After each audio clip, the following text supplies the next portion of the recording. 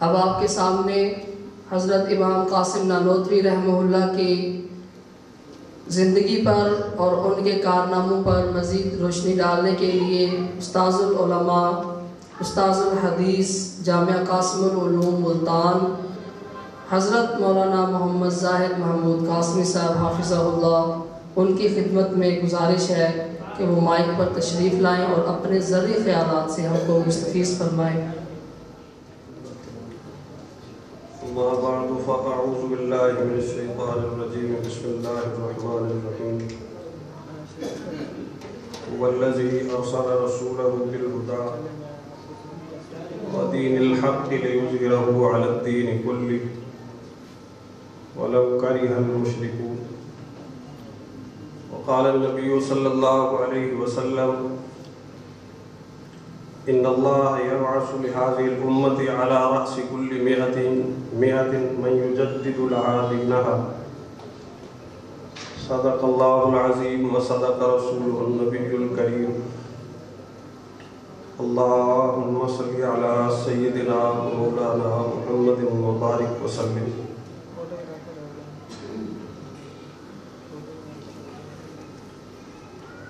حالات اور واقعات تفصیل کے ساتھ آپ فاضل اور ماہر مقالہ نگاروں کی زبانی سن چکے،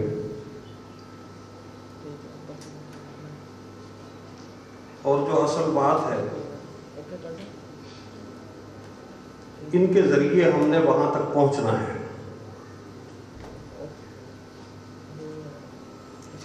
حضرت نانوتوی کی فکر کیا ہے؟ آپ کو معلوم ہے، عام مثال ہے، شاید میں اسے اپنی بات آپ تک منتقل کر پاؤں۔ مختلف معالجین مختلف ناموں کی دوائیاں لکھتے ہیں، اور اس شعبے کا آدمی وہ فارماسسٹ جانتا ہے کہ یہ جتنے نام ہیں پیچھے اصل نسخہ ایک ہی ہے، سالٹ ایک ہے، لیکن مریض کو صاحب ظاہر اس کو اب پتہ نہیں ہوتا۔ ڈاکٹر نے جو دوائی لکھ دی ہے، میڈیکل سٹور والا کہتا ہے بھائی اس کمپنی کی اس نام کی تو نہیں ہے، دوسری کمپنی کی دوسرے نام سے یہی دوائی بلکہ اس سے اچھی کمپنی کی موجود ہے، وہ دے دیتا ہوں۔ اب وہ بیچارہ اپنی جگہ سچا ہے، وہ کہتا نہیں نہیں ڈاکٹر صاحب نے جو لکھی ہے میں تو بول لوں۔ اگر وہ نہیں نہ ملے تو وہ پھر جاتا ہے کہ ڈاکٹر صاحب یہ نہیں ملتی، اب کیا کریں؟ زندگی کی جہتیں الگ الگ ہیں، میدان ہائے عمل الگ الگ ہیں، عنوانات الگ الگ ہیں، اور پیچھے سالٹ بنیاد تخم کے طور پہ جو چیز کار فرما ہوتی ہے وہ ایک فلسفہ، ایک فکر ہوتی ہے، وہ ظہور پذیر ہوتی ہے، کبھی کسی رنگ میں، کبھی کسی رنگ میں، کبھی کسی رنگ میں۔ اہل علم اپنے اپنے انداز سے غور کرتے ہیں، اپنے اپنے انداز سے چیزیں سمجھتے ہیں، بیان کرتے ہیں۔ اگر ایک ہی جامع شخصیت کی زندگی کے مختلف ادوار اور مختلف میدان اعمال کو الگ الگ کر دیا جائے، ہمارے محققین ان ساری مختلف چیزوں کو، ایک ہی پھول کی ان ساری پتیوں کو اپنی اصل سے نہ جوڑ پائیں تو کہانی بکھر جاتی۔ تو مقصد اور خلاصہ یہ ہے، جو اصل اور پتے کی بات یہ ہے کہ ہم نے اس فکر تک رسائی پانی ہے جس فکر کی یہ ساری پتیاں ہیں، جن کو ہم علماء دیوبند کہہ لیں، علماء ربانیین، مسلمانوں کے نظام کے دور زوال کے مجددین و مجتہدین کہہ لیں،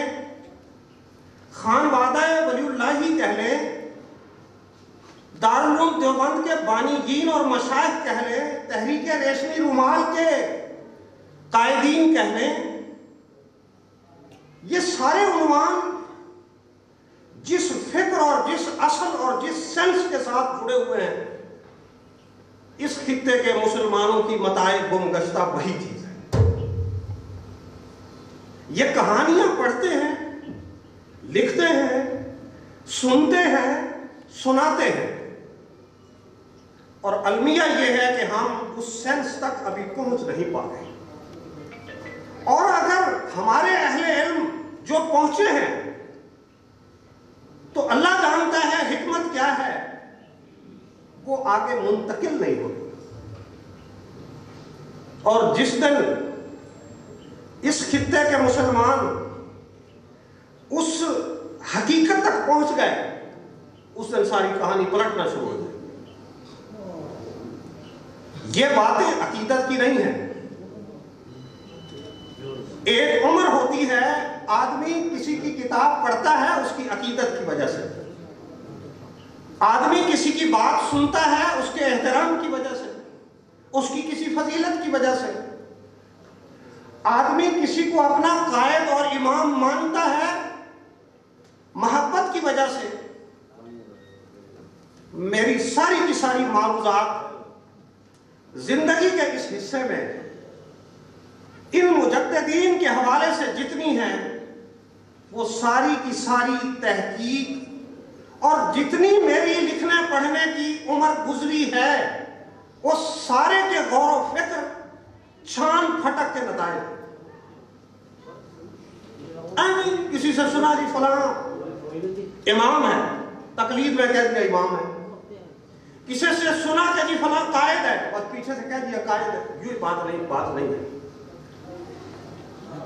اس طالب علم کی ساری معروضات ان شخصیات کے حوالے سے اپنی اپنی جگہ ہر ایک دعویٰ ہے، اور اس کے پیچھے ایک دلیل ہے اور غور و فکر ہے۔ اختلاف ضرور کیا جا سکتا ہے، غلطی کا امکان ضرور موجود ہے، بات چیت بھی کی جا سکتی ہے، اصلاح بھی قبول کی جا سکتی ہے، لیکن ان کو رسمی باتیں نہ سمجھیں۔ بات کیا ہے؟ حضور صلی اللہ علیہ وسلم، یہ فکر ایسی ہے، ایک طرف یہ حضور صلی اللہ علیہ وسلم تک مسلسل ہر زمانے کے علماء ربانیین، اولیاء اللہ اور فقہا سے ہوتی ہوئی پہنچتی ہے۔ یہ نوجوان ذکر کر رہے تھے حضرت سندھی رحمہ اللہ کی کتاب التمہید کا، اس میں حضرت سندھی رحمہ اللہ نے یہی کام کیا ہے جو اس خطے کا منفرد کام ہے، کہ ہر موضوع کے حوالے سے ان علماء کی جماعت کے سلسلہ سند کو ہر دور کے نامور لوگوں کے ساتھ جوڑ کر حضور صلی اللہ علیہ وسلم تک پہنچایا۔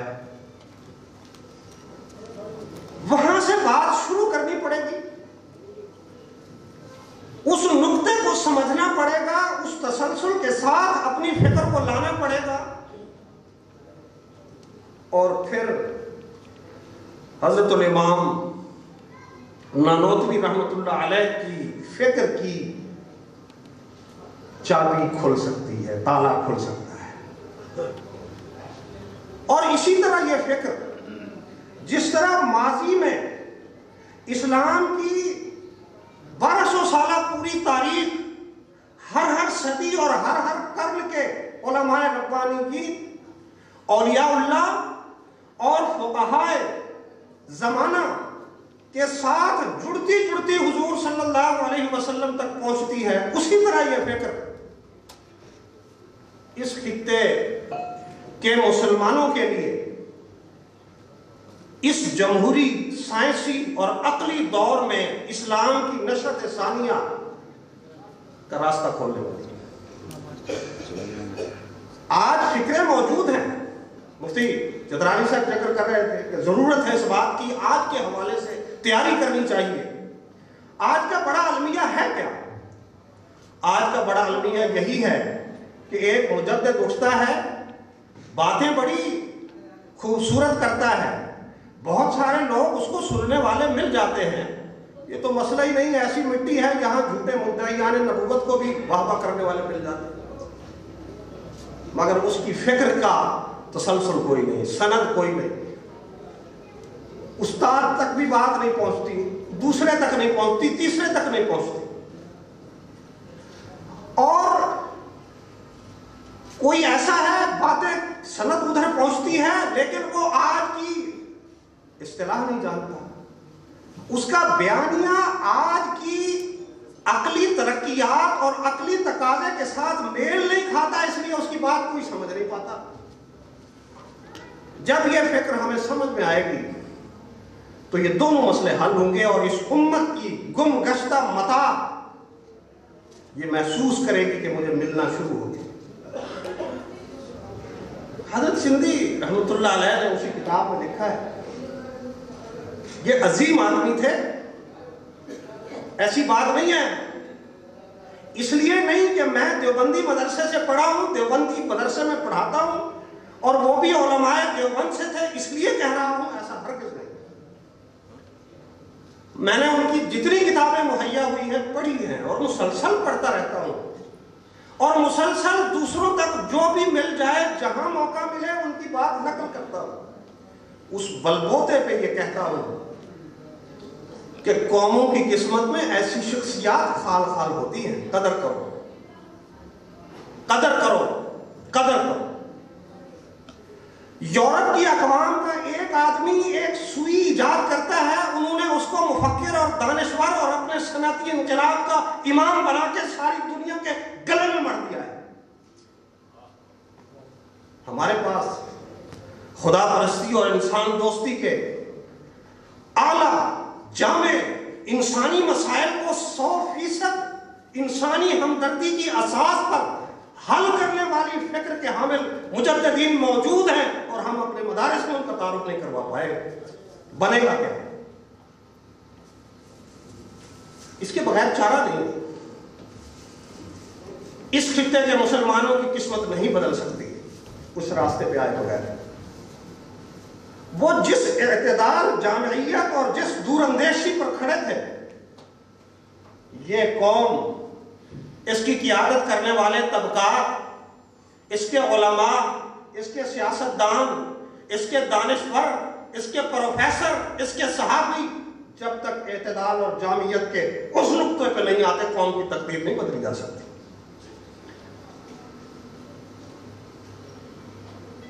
حضور، اور بات جو اصل تھی، ایک نئی بات عرض کرنے لگا۔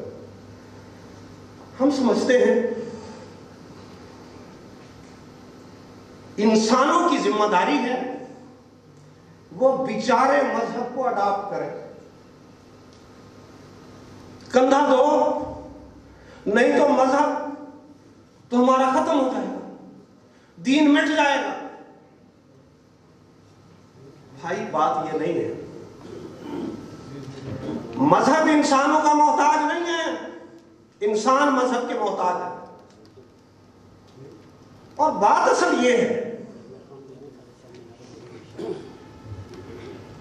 ہم جیسے اللہ پاک کو وحدہ لا شریک مانتے ہیں، ہم اسی کے تقاضے کے طور پر ایک دوسری اکائی بھی مانتے ہیں، اور وہ اکائی ہے مخلوق کی۔ جیسے ہم یہ مانتے ہیں کہ اللہ پاک کی ذات اور صفات لیس کمثلہ شیء، وہ خالق ہے، باقی سب مخلوق ہے، اس میں کسی طرح کی شراکت داری کا تصور ہو ہی نہیں سکتا، اس فکر کے حاملین اسی طرح یہ بات مانتے ہیں کہ پوری کی پوری مخلوقات بھی ایک اکائی ہے، سارے انسان آپس میں انسانیت کے ناطے ایک ہیں، اور ایک تدریج ہے، جمادات کی اساس پہ نباتات کو وجود بخشا گیا۔ اگر زمین نہ ہو، مٹی نہ ہو، نباتات ہوں گے؟ نباتات کے بلبوتے پہ حیوانات کی زندگی اور بقا کا تصور پیدا ہوا، حیاتی اور حیات وجود میں آئی۔ اور اس حیات کی ترقی ان نباتات کے بلبوتے پر کرتے کرتے کرتے کرتے کرتے حضرت انسان کی شکل تک پہنچی. یہ اللہ پاک کی ترقی یافتہ ترین مخلوق ہے. تو اس طرح ساری مخلوقات اللہ پاک کی ایک وحدت میں، ایک رشتے میں، ایک سلسلے میں جڑی ہوئی ہے اور احساسات بالتدریج ترقی کرتے ہیں. آپ جانوروں میں دیکھ لیں، ایک جاندار ایسا ہے جس میں گھونسلہ بنانے کا الہام موجود ہے، سینس موجود ہے. ایک جاندار ترقی کرتا ہے، اس کو اپنے بچے کو دودھ پلانے کا تصور آ گیا. ایک جاندار حیوان ایسا ہے جو پتے کھاتا ہے، اس میں ترقی ہوئی. پھر ایسے حیوان آئے جو پتے نہیں، اس نباتات کو لگنے والا پھل، اس کا بیج، اس کی پیداوار وہ کھاتے ہیں، وہ چگتے ہیں. پھر حضرت انسان آیا، وہ اس پر بھی آگے کئی اعمال کر کے اس کو اپنی بقائے حیات کا سبب بناتا ہے. تو یہ ایک قدرتی نظام ہے، اللہ پاک کی طرف سے بنایا ہوا ہے. اس نظام کے بلبوتے پر معاشرے آٹومیٹک وجود میں آتے ہیں، طبعی الہام کے طور پہ، طبعی تقاضے کے طور پہ. اور انسانی ضروریات کو پورا کرنے کے سامان خود بخود انسان پیدا کرتے ہیں. اور انسان کی طبیعت میں یہ بات رکھی گئی ہے کہ وہ صرف ضرورت کے پورا ہونے پر قناعت نہیں کرتا. آپ بھینس بھوکی ہے، اس کو چارہ ڈال دیا، اس نے کھا لیا، اللہ اللہ خیر سب. انسان ایسا نہیں ہے. وہ کہتا ہے آج میں نے اس طرح کھایا ہے، یہ چیز کھائی ہے، اس سے بھی بہتر ہونی چاہیے. اس کو جہاں بہتر نظر آتی ہے وہ فوراً فکر میں پڑ جاتا ہے کہ یہ تو اچھا طریقہ ہے، اچھی چیز ہے، مجھے بھی ملنی چاہیے. اس طرح ایک ذوق جمالیات ہے جو اس کی طبیعت کا حصہ ہے، اور اسی کے نتیجے میں ارتقاء ہوتا رہتا ہے تمدن میں. لیکن تمدن کی صالحیت کا تعلق چار چیزوں سے ہے، جس کو شاہ ولی اللہ صاحب ذکر کرتے ہیں کہ انسانیت کے بنیادی اخلاق چار ہیں. سب سے پہلی چیز طہارت ہے، اخبات ہے، سماحت ہے، عدالت ہے. اور مولانا منظور نعمانی صاحب رحمۃ اللہ علیہ نے معارف الحدیث میں اس طہارت کی اچھی وضاحت فرما دی. میرے جیسے طالب علم کے لیے بڑی سہولت ہو گئی. شاہ صاحب کی کتاب سے اس طرح آسانی سے سمجھنا ذرا مشکل تھا. وہ کہتے ہیں یہاں طہارت سے مراد انسانی، فکری، عملی، حیوانی اور روحانی رکاوٹوں کو دور کرنا ہے. سوسائٹی انسان اپنی طبیعت کے تقاضے سے وجود میں لاتا ہے. تمدن کے مختلف مذاہب وہ اپنے طبعی الہام کے طور پر قائم کرتا ہے. لیکن یہ طہارت کا وصف کہ انسانوں کو ایسی سوسائٹی فراہم کی جائے جس سوسائٹی میں انسانوں کے لیے جسمانی نشو و نما کے راستے میں رکاوٹ نہ ہو، روحانی ترقی میں رکاوٹ نہ ہو، اس کی ذہنی تربیت اور ترقی میں رکاوٹ نہ ہو. ہر انسان اپنے آگے بڑھنے کے راستے اپنے انسانی مدار میں کھلے ہوئے پائے. یہ شریعت آ کر دیتی ہے، ورنہ انسان ایک دوسرے پر سوار ہو جاتے ہیں. جس کے ہاتھ میں اقتدار آتا ہے وہ فرعون بن جاتا ہے، جس کے پاس دولت آتی ہے وہ قارون بن جاتا ہے. شریعت آتی ہے، وہ اس تمدن کو دیکھتی ہے کہ اس میں طہارت نہیں ہے. یہ محدث نجس تمدن انہوں نے قائم کیا ہے. جن کے پاس اقتدار ہے وہ قابض ہیں، جو محکوم ہیں بیچارے وہ کمائے جا رہے ہیں مخلوق کو. اوپر کا طبقہ کام کوئی نہیں کرتا، گھر ان کو بھر رہا ہے. تعلیم کی سہولت ایک طبقے کے لیے ہے، عوام کے لیے نہیں ہے. صحت کی سہولت ایک طبقے کے لیے ہے، عوام کے لیے نہیں ہے.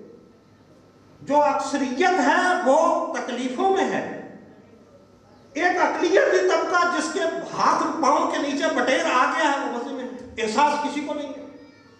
وہ چگری چپڑی باتیں سنا کے لوگوں کو خوش کر دیتے ہیں، بلکہ انہیں میں اپنے ایجنٹ اور اپنے قصیدہ کو اور مدح خان بھی پیدا کر دیتے ہیں.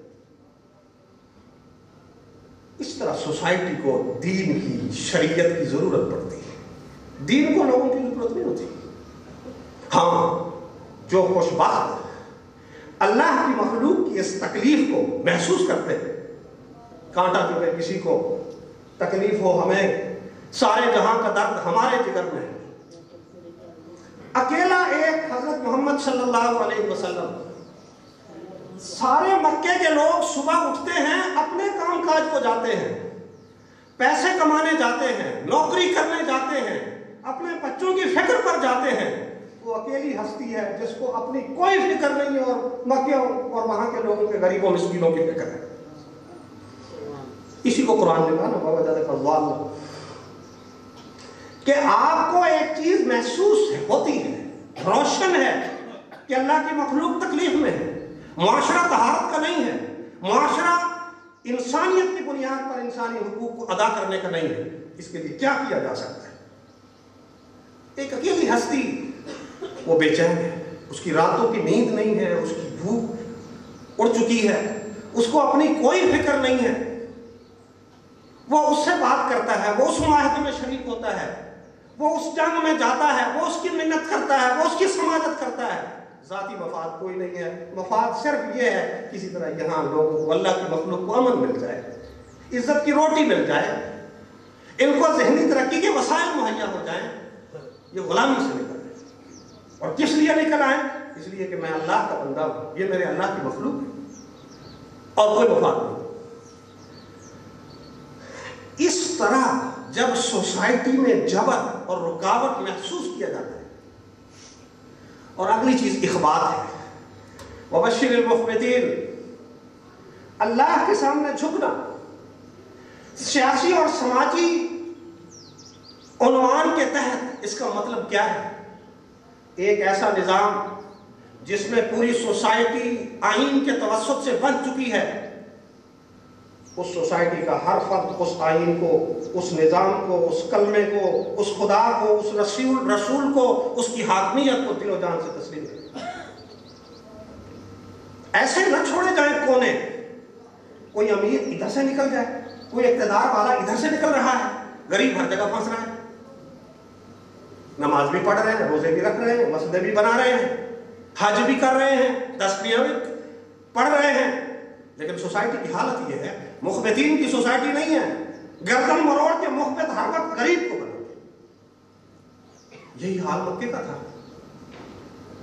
اسی طرح تیسری چیز سماحت ہے۔ شاہ صاحب نے حجت اللہ میں اس کی تشریح کی ہے، اور حضرت سندھی نے اس کی وضاحت فرمائی ہے۔ کوئی پڑھے تو مزہ آئے کہ کیا ہے، میرے بس میں نہیں کہ میں آپ اس مجلس میں آپ کو وہ سنوا سکوں۔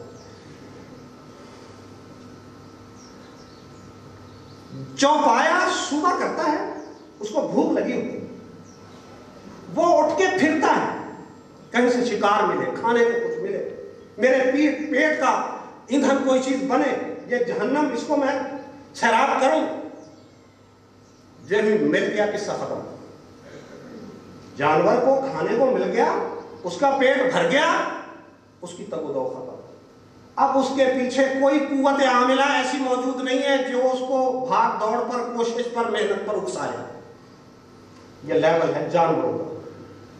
انسان، حضرت انسان، اللہ کا خلیفہ، اشرف المخلوقات، میں کہا کرتا ہوں اللہ تعالیٰ کی ماڈرن ترین مخلوق، یہ صبح جب پیٹ بھر لیتا ہے، ناشتہ کر لیتا ہے، تو اس کا لیول وہ نہیں ہے کہ میرا پیٹ بھر گیا کسا ختم۔ اس کا کام شروع اب ہوتا ہے کہ میں اب کام کے اہل ہو گیا ہوں، ذاتی غرض میری پوری ہو گئی ہے، اب مجھے دفتر جانا ہے، سکول جانا ہے، مسجد جانا ہے، مدرسے جانا ہے، کھیت میں جانا ہے، سوسائٹی کے لیے کچھ کرنے جاؤں گا۔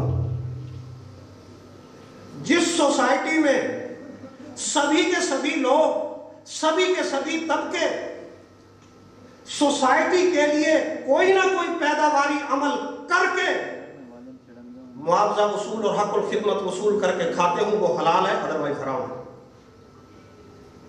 وہ شرعی ہے، ادروائز سرمایہ دارانہ ہے، اجارہ داری کا معاشرہ ہے، فرعونیت کا معاشرہ ہے۔ یہ چیز وہاں کہاں تھی؟ آخری چیز عدالت ہے۔ جانور کا لیول یہ ہے، وہ کہتا ہے دھکا مار مور کے میرا کام ہو جائے، باقی کوئی گر پڑے، کسی کی کمر ٹوٹ جائے، کوئی مر جائے، مجھے کیا ہے۔ حضرت انسان ایسا نہیں ہے، اس کی طبیعت کو اللہ پاک نے ایسا یونیک بنایا ہے. اس کی طبیعت خالص اگر دائیں بائیں کے دباؤ اس کے نفس کے تھرو اس پر نہ ہوں، وہ کہتے ہیں جیسے میں صاف ستھرا ہوں، میرے ساتھ بیٹھنے والے بھی صاف ستھرے ہونے چاہیے. میں گھر سے نہا دھو کے اچھے کپڑے پہن کے خوشبو لگا کے آیا ہوں، میرا دفتر بھی اسی طرح ہونا چاہیے. میں کسی کے پاس سے گزرتا ہوں، وہ احترام سے مجھے السلام علیکم کہتا ہے تو مجھے بھی چاہیے میں بھی اپنے بھائی کو اسی احترام سے السلام علیکم. اس کو عدالت کہتے ہیں. ہر انسان کا احترام اس کے انسان ہونے کی شرط پر. جب سوسائٹی اس اصول پہ قائم ہو جاتی ہے، 4 بنیادی اخلاق انسانیت کے مکمل ہو جاتے ہیں، وہ طہارت کی، وہ سماحت کی، وہ اخوات کی، وہ عدالت کی سوسائٹی ہوتی ہے. اسی کو اسلامی نظام کہتے ہیں، اسی کو شریعت محمدیہ کہتے ہیں. وہ بادشاہ شاہجہان کو جس کا تذکرہ ہو رہا تھا، وہ تقریر حضرت کی ہے، آپ پڑھیں اس میں کیا ہے. حضرت نے یہی 4 بنیادی اخلاق تفصیل سے اپنے خاص مجددانہ اور متکلمانہ انداز سے بیان فرمائے اور فرمایا انسانی سوسائٹی کو یہ 4 خوبیاں دینے کا نظام اگر اسلام سے بہتر کسی مذہب میں موجود ہے، لے آئے ہم مانتے ہیں. کس کے پاس سوال ہی پیدا نہیں ہوتا. حضور صلی اللہ علیہ وسلم نے، ہم کہہ سکتے ہیں، اقرأ بسم ربک الذی خلق کے حکم پر مدرسہ قائم کیا. کیا پیدا کیا؟ بے سمجھ، بزدل، دور حاضر کے کسی مسئلے کی کوئی سوچ بوجھ نہ رکھنے والے صوفی، یہ پیدا کیا. قائدین کی ایک جماعت پیدا کی. میں بچوں کو کہا کرتا ہوں کہ اللہ کے نبی صلی اللہ علیہ وسلم کا اسوہ یہ ہے، اصحابی کا نجوم فَبِأَيِّهِمْ اقْتَدَيْتُمْ اهْتَدَيْتُمْ. چراغ ہدایت پیغمبر کے سینے میں روشن ہوتا ہے. یا ایھا المزمل، وہ تزمیل کا کام کرتا ہے اور وہی چراغ ہر کلمہ پڑھنے والے کے دل میں روشن کرتا ہے. تب تو اس نے کہہ دیا کہ سارے ستارے ہیں، جس کے پیچھے چلو کہ منزل پہ پہنچو گے. سارے روشن قلب و دماغ والے افراد میں نے تیار کیے، اندھا مقلد کوئی پیدا نہیں کیا. دھوکہ کھا جانے والا صوفی پیدا نہیں کیا. کسی حاکم اور جابر، فرعون، قارون، ابو جہل، عتبہ، شیبہ کی سازش کا شکار ہو کر اس کے حق میں استعمال ہونے والا پیدا نہیں کیا. اتقوا فراست المؤمن فإنه ينظر بنور اللہ. حضرت نانوتوی کی فکر اگر پھیلانی ہے تو اس اساس پر درسگاہ بنانی ہوگی.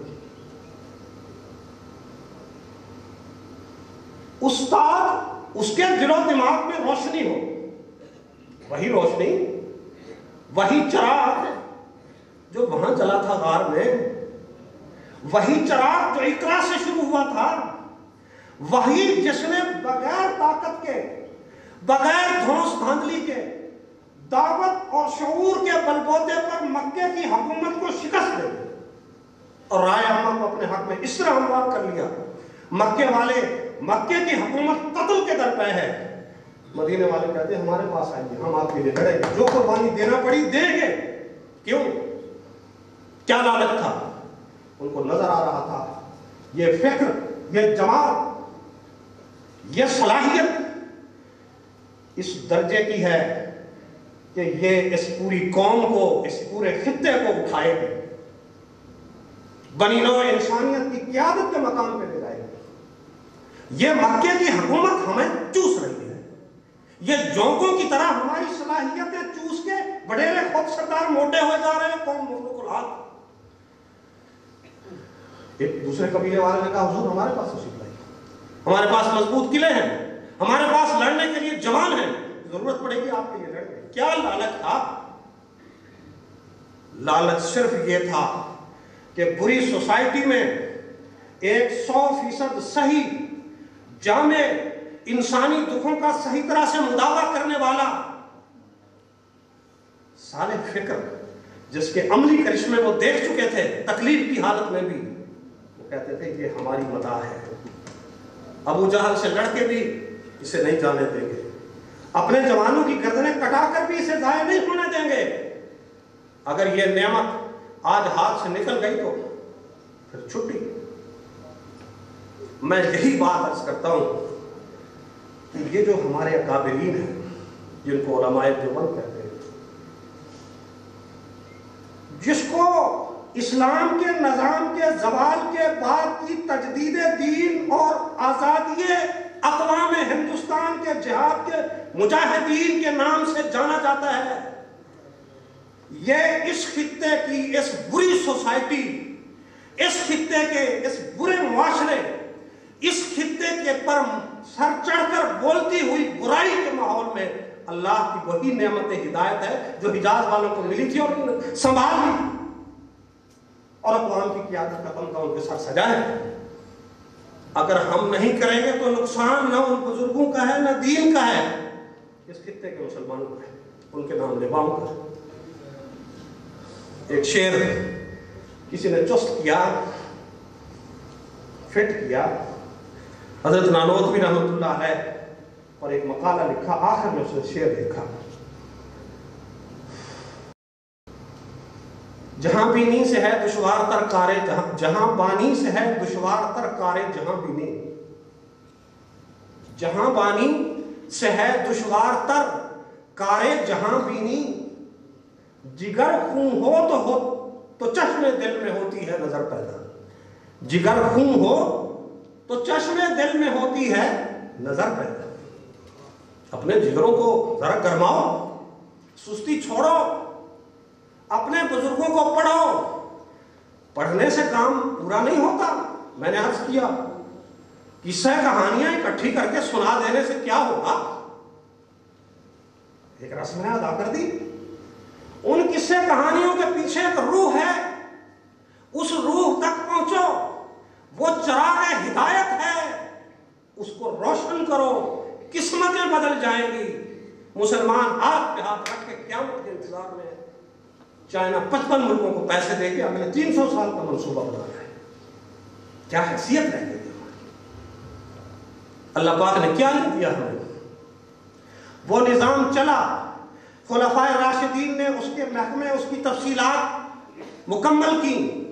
خلفائے راشدین کے بعد بنو امیہ کا دور, عربوں کی قومی حکومتوں کا دور ہے. ہم لڑتے رہتے بھائی, دور کے تقاضے الگ ہیں, چیزیں عدل بدل ہوتی رہتی ہیں. وقت کا تقاضا تھا, حضرت معاویہ رضی اللہ تعالیٰ عنہ نے سیاسی رہنمائی کے ادارے کی نوعیت بدلی. وہ صاف ظاہر ہے اس لیول کی نہیں تھی جس لیول کی خلفائے راشدین کی تھی, لیکن اب کیا ہو.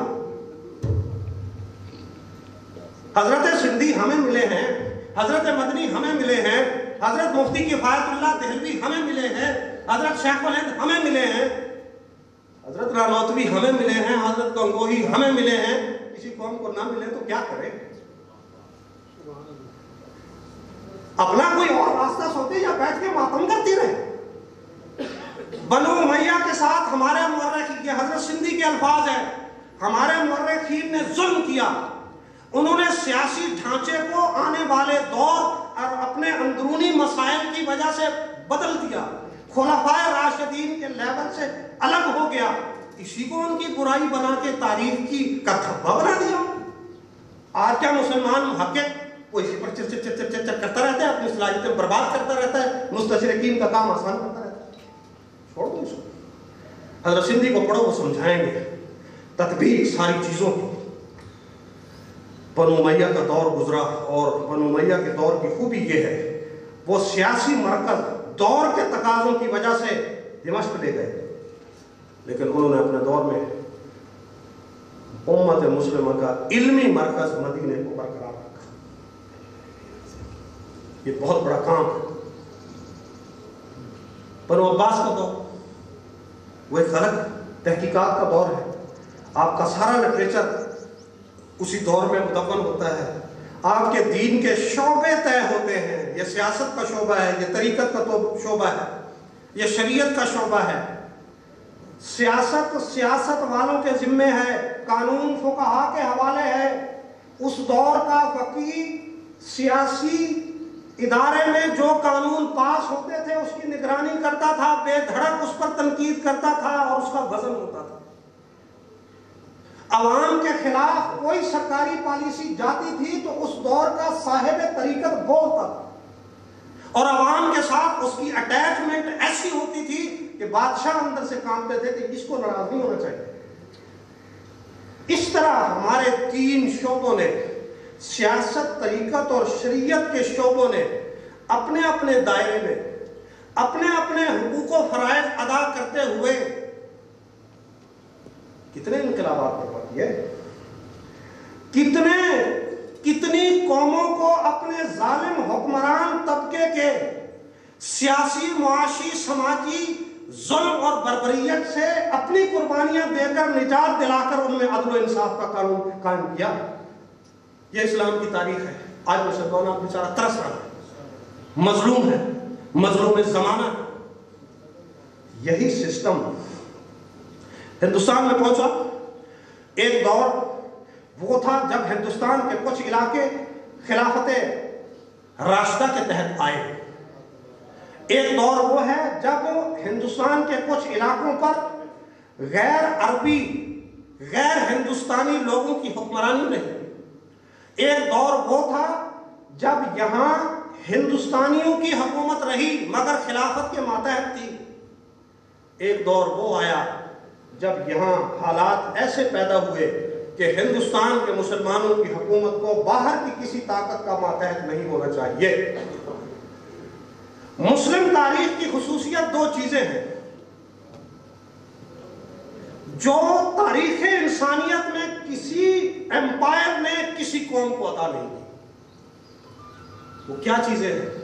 جب بھی کوئی مسلمان فاتح کسی علاقے میں گیا ہے اس نے وہاں کی مخلوق سے چھوت چھات نہیں کرتی، اس نے وہاں ایسا کوئی رویہ ظاہر نہیں کیا کہ وہاں کے لوگوں کو احساس کمتری ہو، یہ تو باہر کا آدمی ہم پہ مسلط ہے نا۔ وہ جہاں گئے وہاں اللہ کی مخلوق کے بھائی ہو گئے۔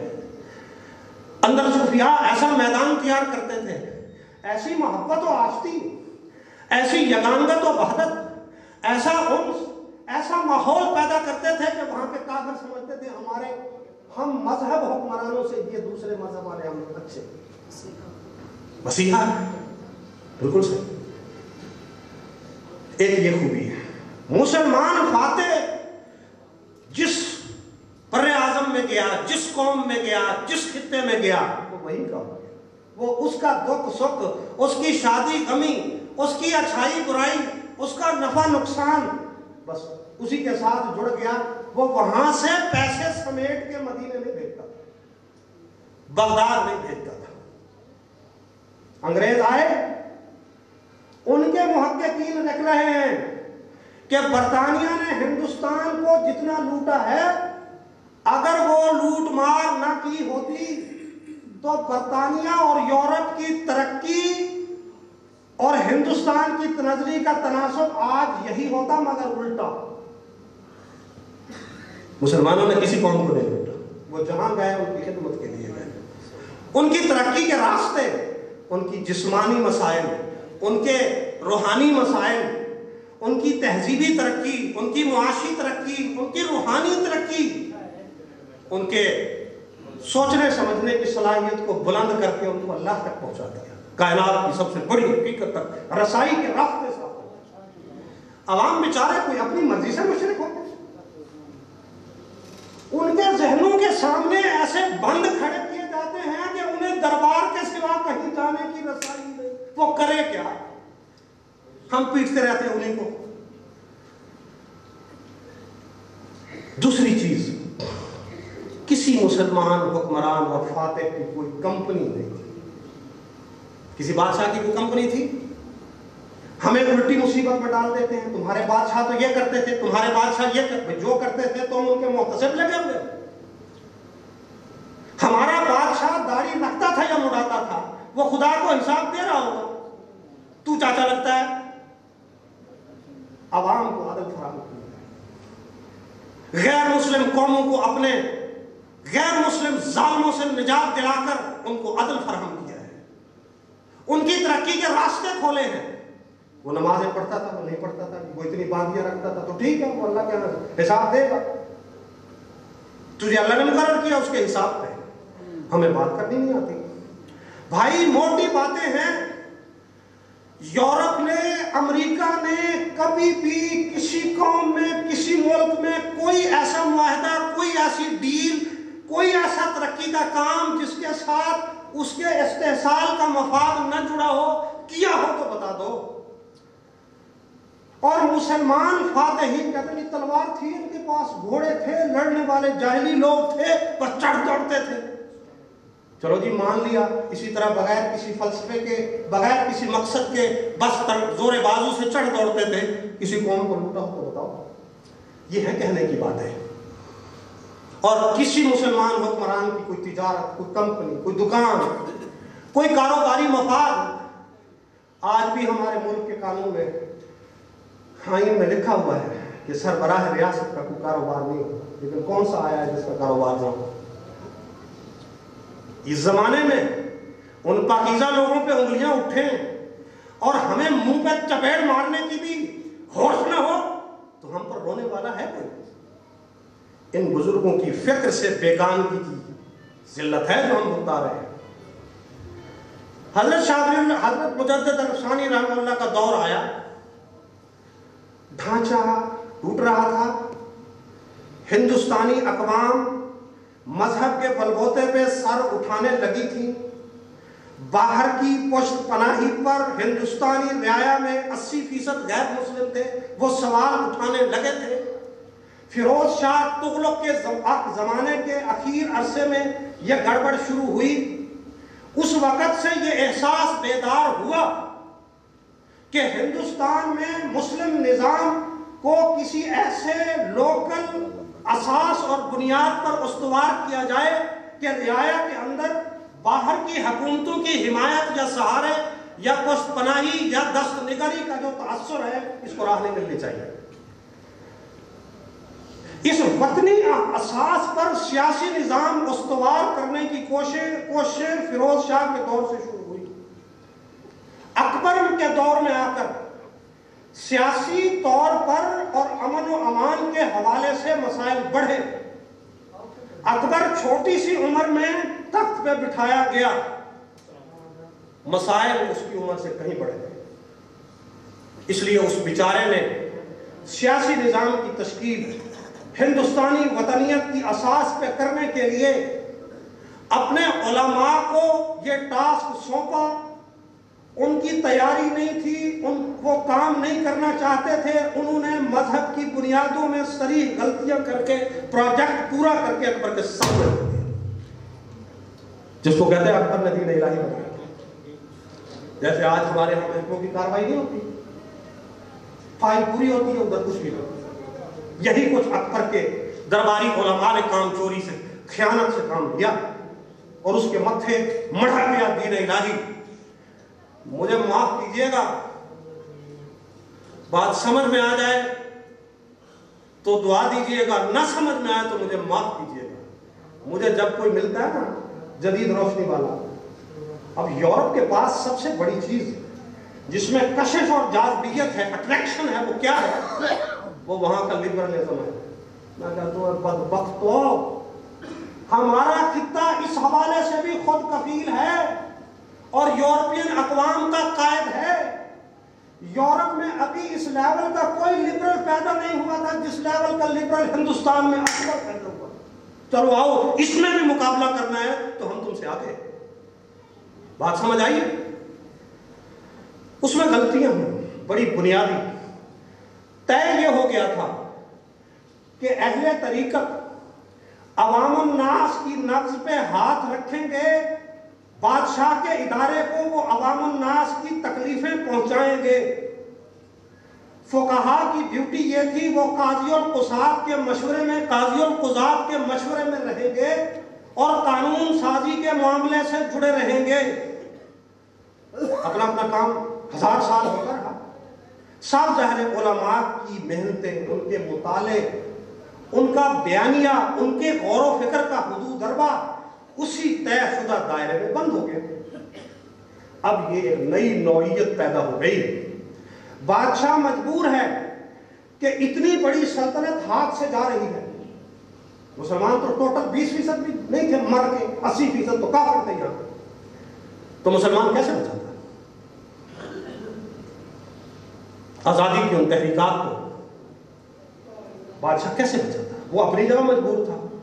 حضرت مجدد صاحب اٹھے اور ان کے مکتوبات پڑھیے. آدمی ان کو پڑھتا ہے تو دماغ اسی وقت پرواز کرنے لگتا ہے. ہم پڑھتے ہی نہیں. مجدد صاحب لکھتے ہیں ایک بہت بڑا کارخانہ ہے جو میرے سپرد فرمایا گیا ہے. میں طریقت کے لیے پیدا نہیں کیا گیا, مجھے کسی اور کام کے لیے بھیجا گیا ہے. تکمیل و ارشاد میرا مقصود نہیں ہے. جو کام مجھے میرے ذمے کیا گیا ہے وہ بہت بڑا ہے. باقی رہی تکمیل و ارشاد کی بات, وہ تو اس راستے میں ایسے ہیں جیسے گری پڑی چیزیں. کیسی بات؟ اس وقت کے دائیں بائیں کے صوفیاء حضرت مجدد صاحب پر فتویٰ لگا رہے تھے. اس کو کیا ہو گیا, ہمیں بادشاہ سے ٹکر لے. اور حضرت مجدد صاحب نے اپنے بیٹے کو خط لکھا, اے پسر, اس وقت مسلم حکومت میں جو تاریخی تاریخ ہے, جو حالات ہیں وہ ایسے ہیں کہ اللہ تعالیٰ پچھلے زمانوں میں کسی قوم پر ایسے حالات آتے تھے تو نیا پیغمبر بھیجتے تھے, نئی شریعت بھیجتے تھے. لیکن حضور صلی اللہ علیہ وسلم خاتم الانبیاء ہے, ان کے بعد نبوت کا دروازہ بند ہے. اس امت کے علماء کو بنی اسرائیل کے نبیوں والا کام کرنا ہے. اس لیے میں تو یہ کروں گا. جیل گئے, فتوے برداشت کیے, بھوک برداشت کی, ڈٹ کے کھڑے رہے. اکبر اپنے سیاسی حالات سے جس طرح نبرد آزما ہو سکتا تھا, ہونا چاہتا تھا, وہ ہوا چلا گیا. آپ نے پھر بھی میدان نہیں ہارا. مرتے دم سے پہلے اکبر نے بھی توبہ کی تھی. حضرت سندھی نے بھی اس کی تصدیق کی ہے, مولانا محمد میاں صاحب نے بھی اس کی تصدیق کی ہے, حضرت مدنی رحمہ اللہ نے بھی اس کی تصدیق کی. پھر اس کا بیٹا آیا, جہانگیر آیا, اس پر محنت کی. وہ جو تشدد تھا, وہ جو بے پرواہی تھی دین سے, وہ جو سیاسی پالیسیوں میں دین کی بنیادی چیزوں کو سے کنارہ کشی بڑھتی جا رہی تھی, اس میں اعتدال آیا. پھر شاہ جہان آیا اور حضرت مجدد صاحب کی محنتوں کا ثمرہ محی الدین عالمگیر آیا, جس کو کہتے ہیں یہ بھی اپنے زمانے میں خلیفہ راشد تھا. اور حضرت سندھی نے لکھا ہے ہندوستان کے اسلامی حکمرانی کے پورے دور میں سب سے اکثر و اعلیٰ اسلامی دور کو محی الدین عالمگیر ہے. لیکن حضرت مجدد صاحب نے کہا السلطان کا روح, ہمارا سلطان ہماری سوسائٹی کی جان ہے. اگر یہاں بیماری ہوگی تو پوری سوسائٹی میں بیماری ہوگی. انہوں نے محنت کر کے, کوشش کر کے, جہاد کر کے, قربانی دے کر اس روح کو ٹھیک کر دیا, جس کے نتیجے میں جہانگیر جیسا متشرع حکمران پیدا ہوا اور 51 سال حکمرانی کی, کامیاب. اسلام کے حوالے سے بھی وہ 1 انچ بھی ادھر ادھر نہیں ہوا, اور امن و امان کے حوالے سے. لیکن مسئلہ یہ تھا, خرابی ڈھانچے کی چولوں میں آ چکی تھی. اس لیے اکبر کے آخری دور میں مرہٹے پہ کھڑے ہوتے, مختلف اطراف سے بغاوتوں کی شنید پھر آنے لگی.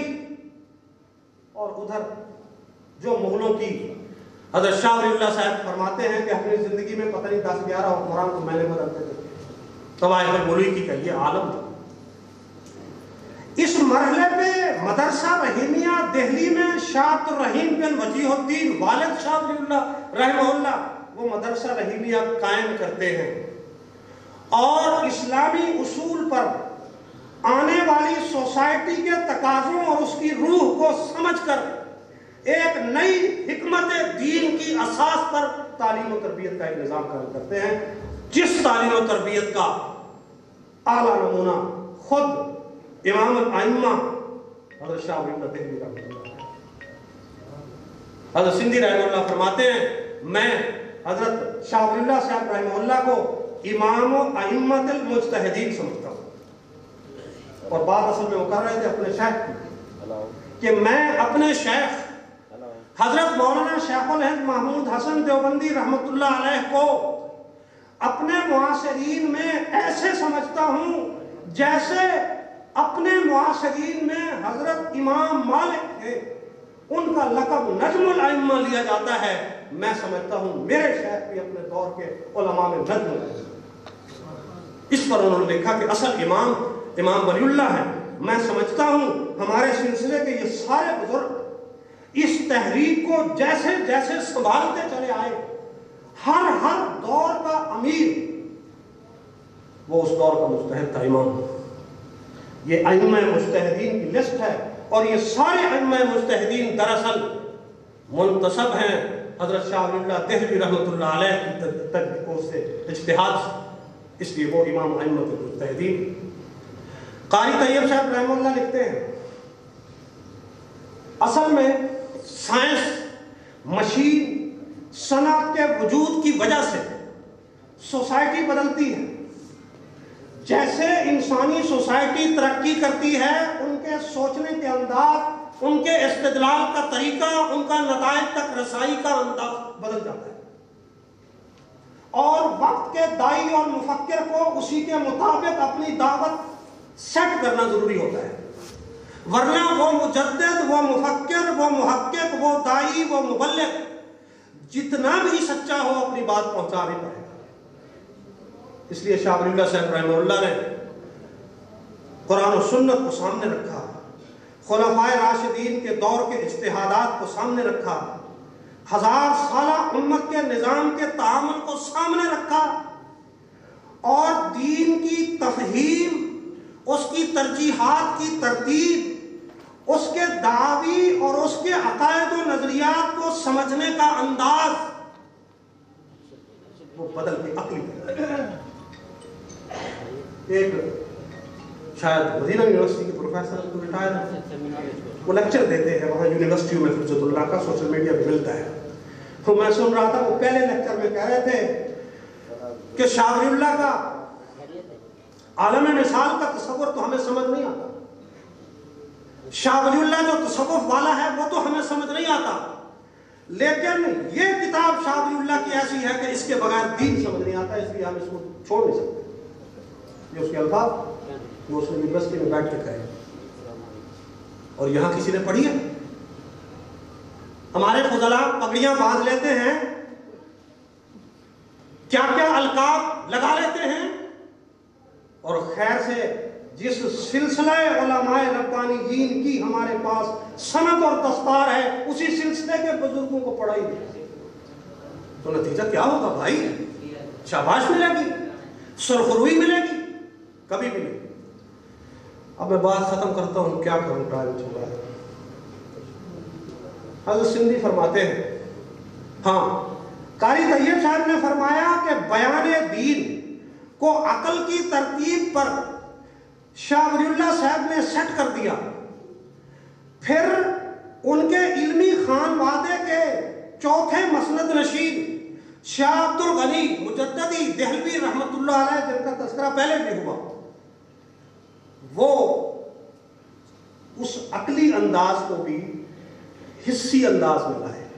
چنانچہ ایک واقعہ بھی قاری طیب صاحب نے لکھا ہے بڑا دلچسپ، مرزا قادیانی کا جو خلیفہ اکبر تھا نور الدین، یہ شاہ عبد الغنی صاحب کا شاگرد تھا، ان کے پاس حدیث پڑھ کے جب فارغ ہو گیا، شاہ صاحب نے فرمایا، میاں نور الدین تم نے کہنے کو کتابیں تو پڑھ لی ہیں، اب کوئی اللہ اللہ بھی کر لو۔ اس نے کہا حضرت اللہ اللہ کیا ہے؟ یہ قرآن و سنت سارا پڑھ لیا، یہی تو اللہ اللہ ہے، اور کیا ہے؟ حضرت نے فرمایا نور الدین تم نے محسوس کیا ہوگا کہ میں درس حدیث کے دوران حدیث کے منشا کو عقلی انداز میں بیان کرتے کرتے حصی کر کے دکھا دیتا ہوں۔ اگر تم اللہ اللہ کرو گے، دل میں ایک استشراق پیدا ہوگا، اور دین کے سارے احکام تمہارے دل میں حصی ہو کر جم جائیں گے۔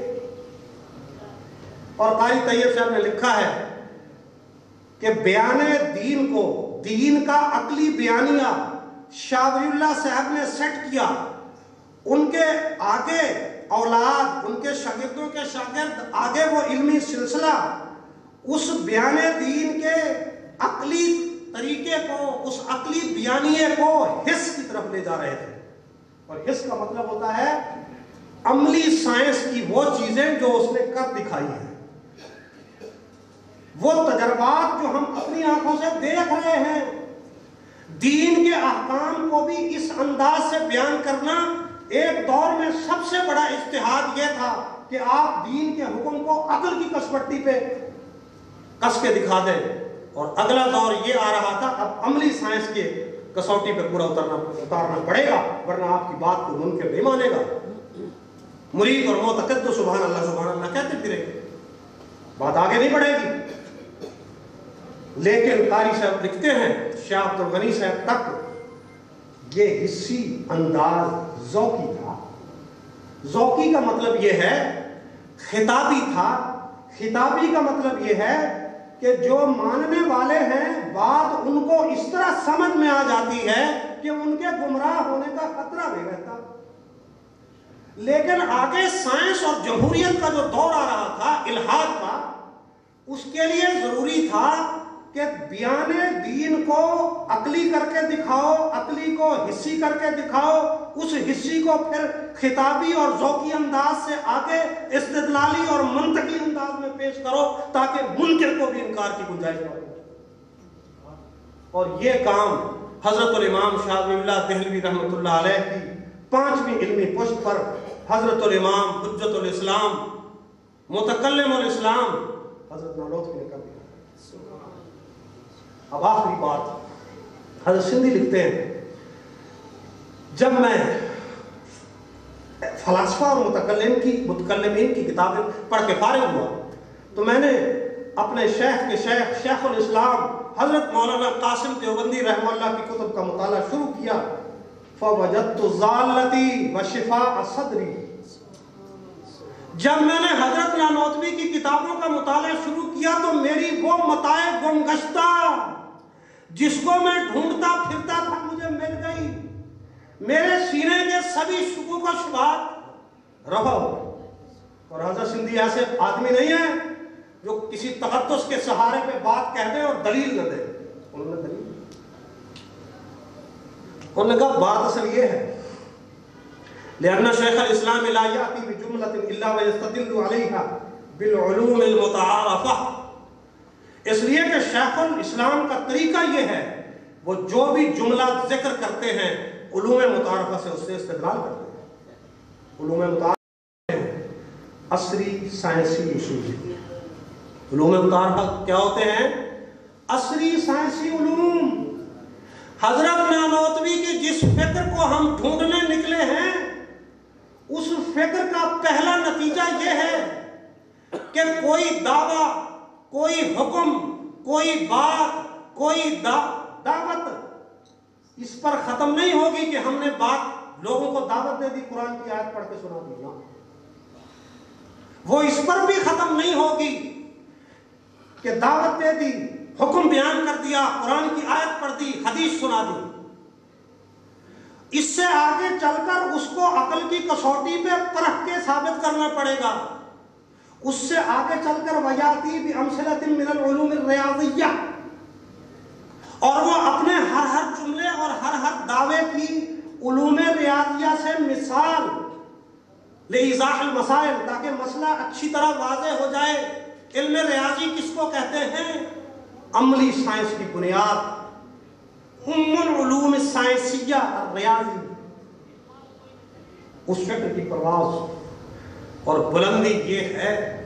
کتنا کام باقی ہے حضرت؟ ابھی ہوا ہی نہیں. فکر پر کام لگتا ہے، ہوا ہی نہیں. اور لا یاتی کوئی آپ اپنی دلیل کے مقدمات میں لا یاتی قولا عن رجل من السابقین لئلا یحتاج الناظر الى معرفت اصطلاحی. اپنی دلیل کے مقدمے میں کوئی بات کسی پرانے بزرگ کی نہیں لاتے تاکہ پڑھنے والا اس کی اصطلاحات نہ ڈھونڈتا پھرے. اور حنود کے خلاف، مشرکین کے خلاف، نصارہ کے خلاف ایسی حجتیں قائم کی ہے۔ وَكُنْتُ عَارِفًا بِبَعْضِ مُعْتَقَدَاتِهِمْ، میں ان کے کچھ عقیدوں سے واقف تھا۔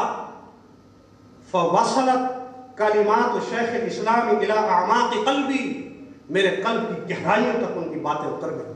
فوجدت بحمد اللہ من تشویش الفلاسفہ والحنود والنصارى والملاحدہ، تو اللہ کے فضل سے آپ کی کتابیں پڑھ کے میں جمی ادیان باطلہ کے اہل علم کی تشویشات، سوالات اور اعتراضات سے شفا یاب ہوں۔ آخری بات یہ ہے جو ایک بزرگ نے لکھی ہے کہ تلاميذ فکر قاسمیہ کے لیے سب سے اہم بات یہ ہے کہ دین کے اصول میں تسلب اختیار کریں، احکام میں دلائل کے اختلاف اور زمانے کے حالات کا اعتبار کرتے ہوئے اور فقہا کے اقوال کو سامنے رکھتے ہوئے توسع اختیار کریں، فقہ کی کتابوں پر جمود اور اصرار کی بجائے ان فقہا کے اقوال کی منشا تک پہنچیں اور ان کی روح کو سمجھیں، اسی کو اپنا طریق اور خضر راہ بنائیں۔ وآخر دعوانا